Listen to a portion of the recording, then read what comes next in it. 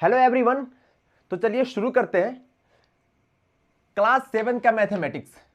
हम पिछली क्लास में पढ़ चुके थे नेचुरल नंबर, होल नंबर और इंटीजर्स। इस क्लास में हम देखेंगे एनसीईआरटी पेज नंबर 2 का ट्राई दिस, जो एग्जाम्पल क्वेश्चन है उसको हम करने की कोशिश करेंगे ताकि हम इंटीजर्स के सवाल को आसानी से बना सके। जब हम एक्सरसाइज नंबर 1.1 शुरू करेंगे तो वहां पे हमें इसकी थोड़ी मदद मिल जाएगी। तो चलिए शुरू करते हैं। सवाल है कि a number line representing integers is given below.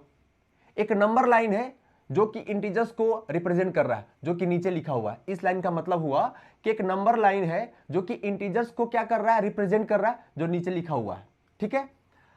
-3 and -2 are marked by E and F. -3 और -2 को ई एंड एफ से दर्शाया गया है। देखिए -3 इक्वल टू ई हो गया, -2 इक्वल टू एफ हो गया। दे दिया गया, गिवन है ये -3 एंड -2 बराबर कौन सा, ई एंड एफ रेस्पेक्टिवली। रेस्पेक्टिवली का मतलब होता है क्रमशः। मतलब पहले -3 है तो ई का होगा -3, ई का कौन सा होगा -3। उसके बाद क्या है -2, तो 2 का क्या होगा, एफ होगा। तो यहां पे देखिए ई का -3, 2 का एफ हो गया, -2 का एफ हो गया। Which integers are marked by B D H J M and O. अब हमसे सवाल किया जा रहा है कि कौन सा इंटीजर्स होगा बी के जगह पर, डी के जगह पर, एच के जगह पर, जे के जगह पर, एम और ओ के जगह पर कौन कौन सा इंटीजर्स होगा। तो चलिए हम इसको करते हैं। अब हमें एक आइडिया मिल चुका है कि -3 इक्वल टू एफ है, -2 इज इक्वल टू एफ है।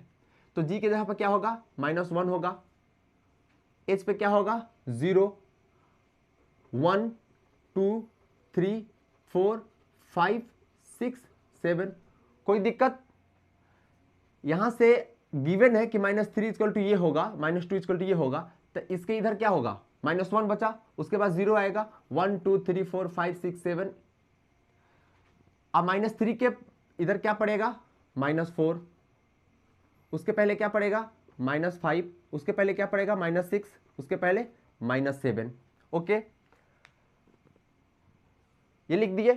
अब हम देखते हैं कि डी बी इक्वल टू क्या हो रहा है। तो बी कहां पे है, यहां पे बी है, B D H J M O. अब हम आसानी से बता सकते हैं। सबसे पहले बी, बी बराबर क्या होगा -6, डी बराबर क्या होगा -4, एच एच बराबर 0, जे बराबर क्या होगा 2, एम बराबर क्या होगा 5 और ओ बराबर क्या होगा 7। हो गया, पहले का आंसर हो गया, खत्म। अब देखिए इसमें दूसरा सवाल किया गया है अरेंज, इसका काम खत्म। Arrange 7 -5 4 0 and -4 in ascending order. Ascending order का मतलब क्या होता है, बढ़ते क्रम में, बढ़ते क्रम में इन संख्या को दर्शाना है। Then marked them on a number line to check your answer. दर्शाने के बाद, असेंडिंग ऑर्डर में लिखने के बाद उसको क्या करना है, नंबर लाइन पर रिप्रेजेंट करना है और चेक करना है क्या हम जो असेंडिंग ऑर्डर में सजाए थे सही है या नहीं है। तो सबसे पहले इसको असेंडिंग ऑर्डर में हम ठीक करते हैं।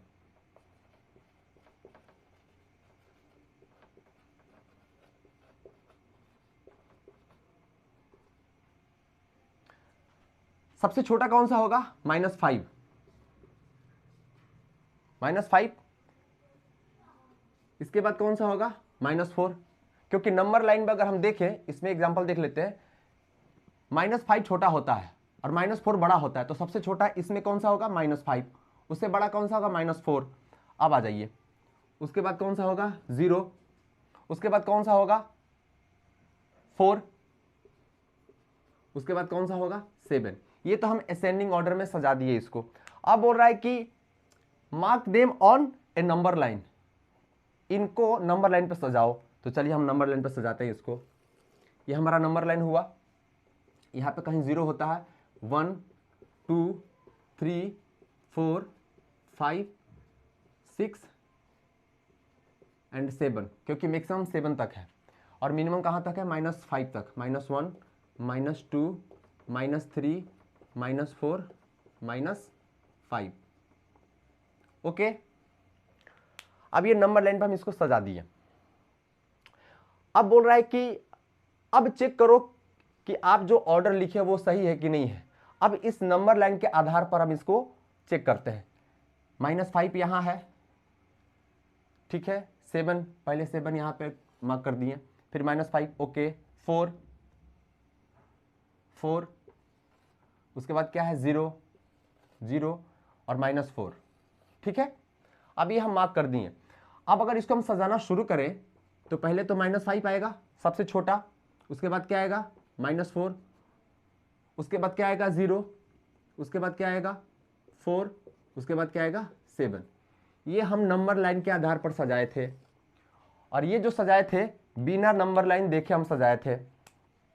ओके, आप देखिए तो ये दोनों मैच कर रहा है कि नहीं। -5 ठीक है, -4 ठीक है, 0 ठीक है, 4 ठीक है, 7 ठीक है।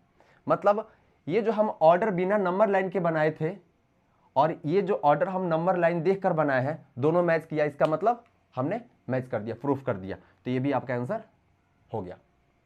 अब चलते हैं दूसरे सवाल की तरफ। तो चलिए चलते हैं अगले सवाल की तरफ। सवाल है NCERT पेज नंबर 3 का, ट्राई दिस करके होगा बुक में। पेज नंबर 3 का सवाल है। सवाल यह है कि can you find A pattern, क्या तुम वो पैटर्न बता सकते हो for each of the following. जो नीचे लिखा हुआ है सवाल किस पैटर्न पे बना हुआ है, कैसे वो बना हुआ, वो पैटर्न बता सकते हो। यदि हाँ, इफ यस तो कंप्लीट देम, तो उसे बताओ। ये पैटर्न का मतलब क्या है समझते हैं सवाल से।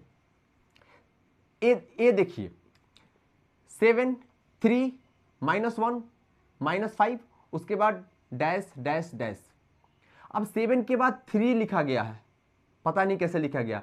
3 के बाद -1, आई डोंट नो।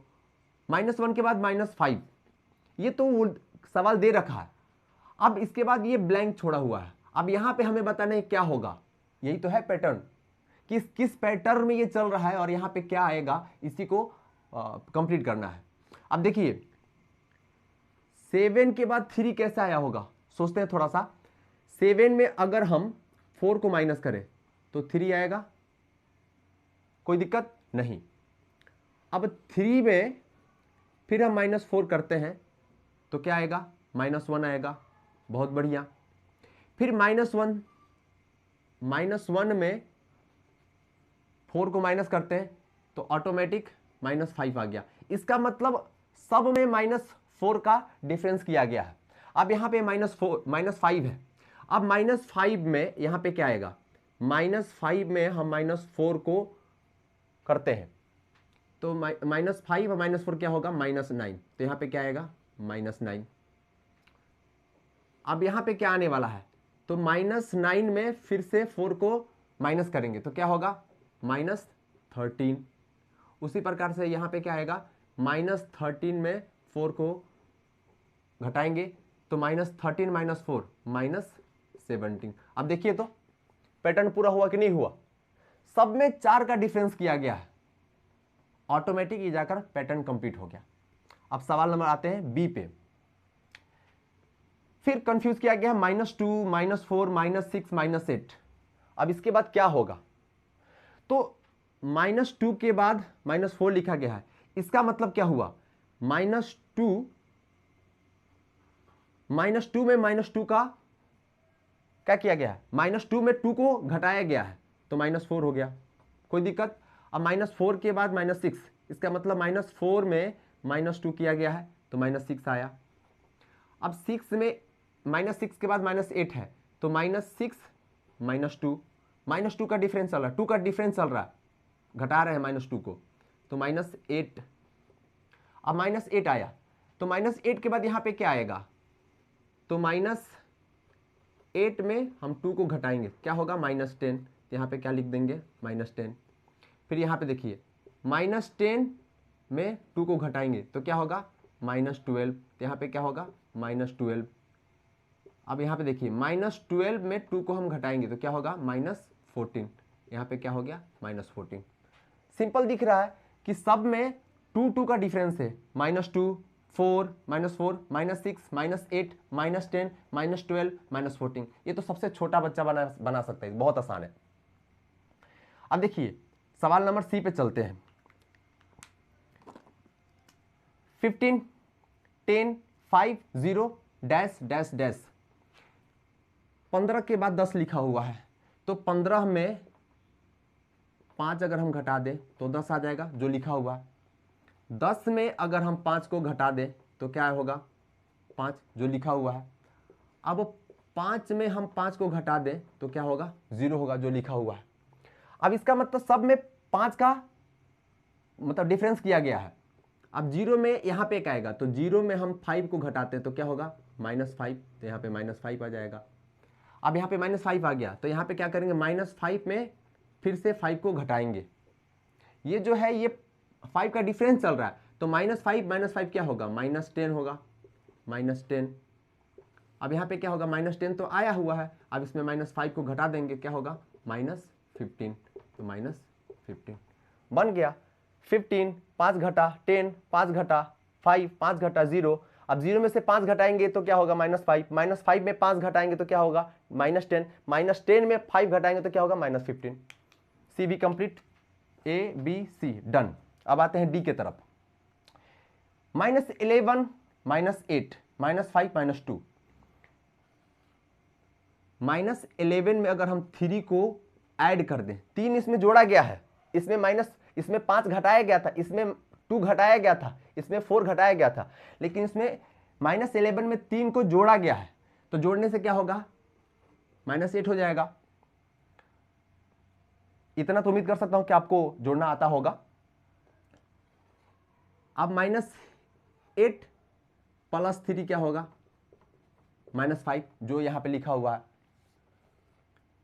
-5 में +3 क्या होगा 2, सॉरी -2 होगा, -2 लिखा हुआ है। अब यहां पे क्या होगा -2 + 3 कीजिए तो क्या होगा, क्योंकि इसमें 3 जुड़ रहा है तो प्लस होगा, +1 हो जाएगा तो यहाँ पे 1।